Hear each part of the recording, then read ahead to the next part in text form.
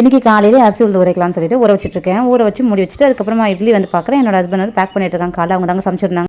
என் பையனுக்கு காஃபியும் எனக்கு வந்து பாலும் போட்டு வச்சுருந்தாங்க. நைட்டு சாதம் வந்து மீதமாக இருந்து அதில் புளி ஊற்றி வச்சுருந்தேன்னா அது வந்து கிளறி வச்சுருந்தாங்க. அதுக்கப்புறம் இட்லி நைட்டு வச்சுருந்தா மீன் குழம்பு வந்து சூடு பண்ணி வச்சுருக்காங்க.